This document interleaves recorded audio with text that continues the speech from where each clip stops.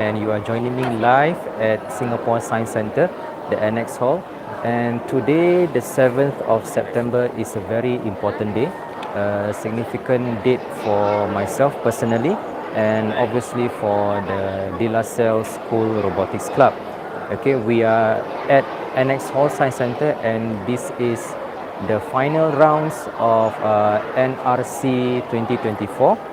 Okay, what this means is that one team from De La Salle, Team 4, which is Max and Wai Hong, has actually managed to get into the final rounds. Yep. And for his particular day, which was on the 3rd of September, they are the top 11, top 10 of that day. Okay, and which is a pretty significant feat in and of itself. Okay, so what happens during NRC is that there is a preliminary round. Okay, so let me just give you a brief primer, a brief overview of NRC. Okay, so we are. So what happens is that for NRC, it is happening during the September holidays. Okay, and during the September holidays, the teams will go into the preliminary rounds. The preliminary rounds will be for one day, and like 100 odd teams, they actually come and run their robot. Okay, and then they get the scores that they aim to get or hope to get. Okay, and from whatever scores that they actually get, okay, the top 10 teams for that day are then they qualify to actually attend the final rounds, which is today. Okay, so I'm talking about the regular category. I'm not talking about the open category yet. There is another different aspect altogether. Okay, but as you can see now, okay, this is the finals of NRC 2024. Okay, let's take a quick look at what is happening over here.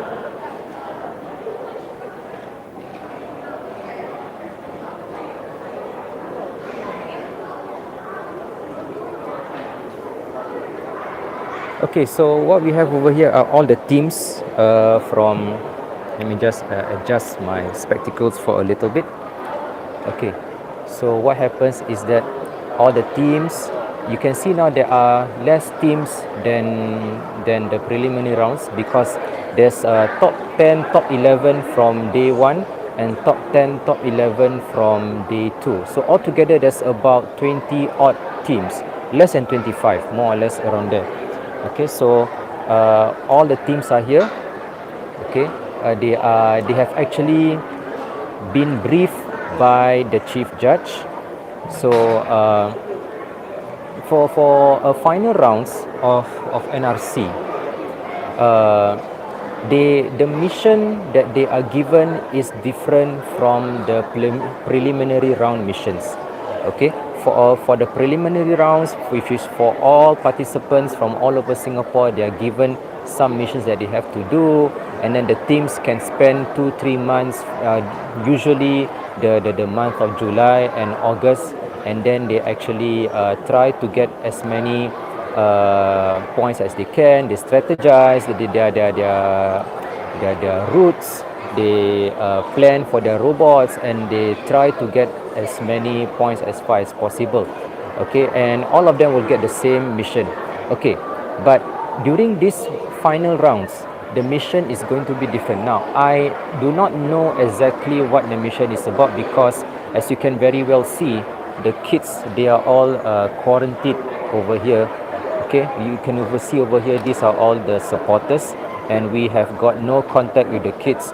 So basically, whatever is happening, whatever that the kids can do, whatever that the kids are able to achieve, is basically dependent on their own effort and their own thinking and their own ability as well.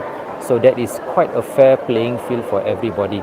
They are given a surprise mission, which was just announced by the chief judge about 15-20 minutes earlier, and now they actually have the opportunity to plan and to strategize with one another how they are going to go about the mission. Now, At this point of time, they are not yet allowed to code. They are not allowed to code. Okay, and I am not exactly sure what is the reason, because looking at the time, there's a nearby clock here. Okay, never mind. But they will be given 2 hours. They will be given 2 hours to calibrate. They will be given 2 hours. Within that 2 hours, they are supposed to calibrate and plan for and strategize their robot. Okay, and then code accordingly. Yeah. So now, so a bit of reminiscing here. Okay, so before I continue on, so what we see here, these are all the science center, the officials, the science center staff. They are setting up the practice fields over here. Okay, I'll bet we will have a better idea, a better view of what the new missions are going to be like. Okay, so we can see that this looks a little bit different. Okay, but never mind, it doesn't matter. The practice fields are here and the competition fields are there. Okay, the parents are not yet allowed to actually view up close at the competition field.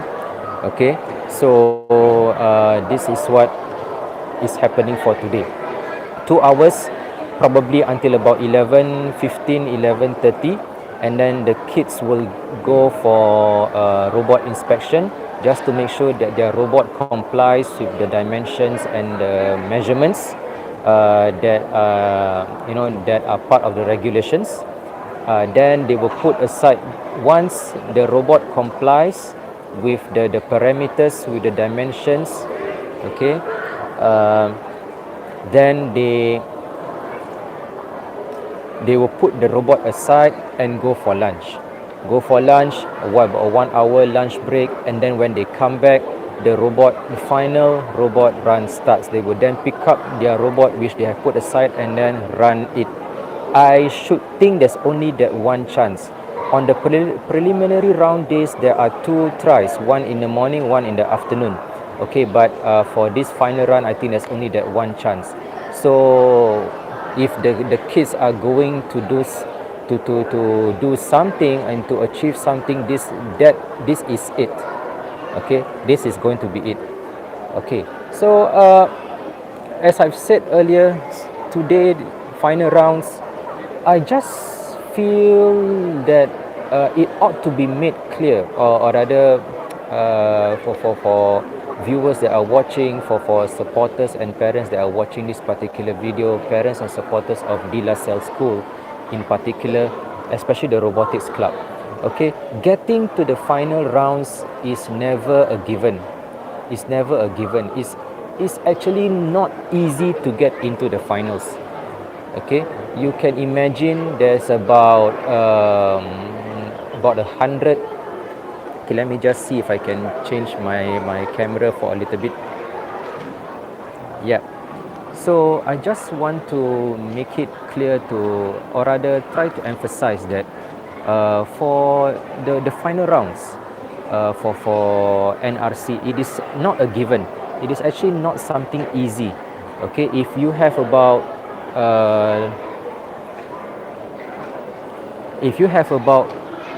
100 odd teams, okay, for 2 days, that makes it to about 300 teams, 250-ish to 300 teams. So, and you have usually the stronger schools that are out there. You have Rulang Primary, yeah, and then you have maybe Choa Chu Kang Primary, which traditionally, as far as performances go, they are one of the better performing schools out there. Obviously, there are others out there. Okay, and then you are also counting the private agencies, the private companies, which will include Nullspace, which will include SOR, School of Robotics. Yep. So these are the schools that and the institutions that are generally stronger in their performance. So you have all these stronger teams.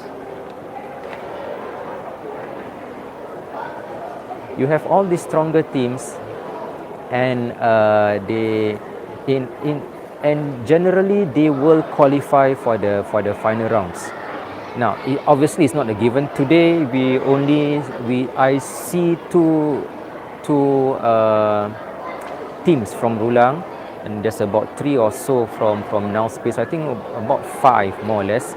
Congratulations to Now Space. Shout out to Edmund and the rest. Yeah, my peers and my colleagues from previously. Okay, and so it is not something easy to get into the final rounds of NRC.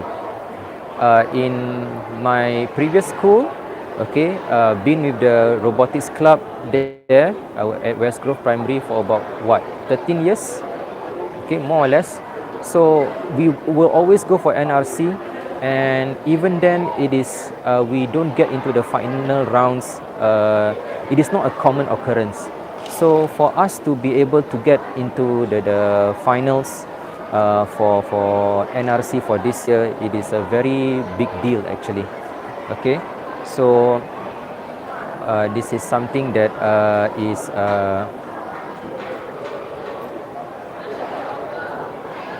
this is something that I think we should not take for granted. We should really appreciate the fact that it's a very significant event. Okay, so we wish all the best to Max and Y Home. Okay, hopefully they can score points that can allow them to get the top marks. It's at this point of time, because it is a new mission. Yep, yeah, it is going. They are at a different day, a different playing field, different side of the hall. It is a brand new.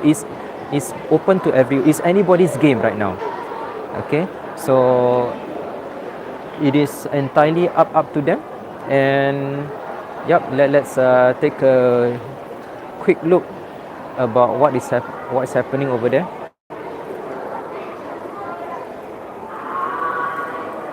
Okay, so there we are. Now, yesterday, the 6th of September, we had our open category. So for myself, with the robotics club that I am taking charge of, okay, normally we will go for NRC. This is our nationals, ladies and gentlemen. Okay, if all the sports clubs, the sports teams from any school, the football or hockey or basketball or whatever have you, they have their national sports games. For the dance troops, for the art clubs and the aesthetics CCAs and so on, they have their SYF. Okay, that is the national level competition for them. But for us, the robotics club, this is the national robotics competition. This is a competition that's been going on since 2001, 2000 or the early 2000s. Okay, I believe it's 2001. Okay, and they have been going on since then. So about 20 plus odd years, 25 years, 24 years, more or less around there. So it is a very big event. It is a major event. Okay, you have other competitions. I mean, this is my own personal view lah. You have other events such as an RPC, the National Robotics Programming Competition, usually organized by Admiralty Secondary School in conjunction with Nanyang Polytechnic. They have been going on for more than a decade. Yep, I would say they are still a national level competition. They do take in participants from all over Singapore. Okay, but then somehow rather is a little bit below NRC in that sense. Okay, so here we are. 1 minute time. 1 minute time. Stand by, everybody. Okay, so yeah, they are supposed to stand by. They are not allowed to code yet. They are not allowed to calibrate yet. I think they want to make sure there is a proper start time for everybody. Give everybody that fixed 2 hours for them to it's an even the playing field a little bit. Okay, so you can see the kids, some of them are talking about one another. They're hopefully strategizing with one another. Ladies and gentlemen, now this is the opening wave call. We're going to go for your programming calibration. Here we go. 5, 4, 3, 2, 1. All the best, everybody. We'll give you a few minutes silence while we go ahead and have a great time for your final run. So you can see the kids are up and about, and they are now going on to the playing fields, okay, to calibrate and take measurements and so on. They will then take the values that they have gotten, whether it is from the light sensor values or whether it is the rotational sensor values, and then they will take the values, go back to their pit, go back to their table, input in the data, okay, and then then they will start to code. And then they will run, or rather test their robot at the fields itself. Okay, test the robot at the fields itself and see whether their code actually works. So to see, you can see there's a good 2 hours. The clock is counting down now. Okay, so what sets one team apart from the other is their strategizing. Obviously their conceptual knowledge about their programming and the robot construction, they all come into play. And obviously there's a fourth factor. Well, it may be a bit vague or abstract, but luck does come into play. So at the end of the day, I keep telling my robotics club, the pupils, that all that you can really do is to just give your best, do your best. And then at the end of the day, we leave it to fate, or we leave it to we will see how it goes from there. All that they can do is simply their best. At the end of the day, if they have done their best,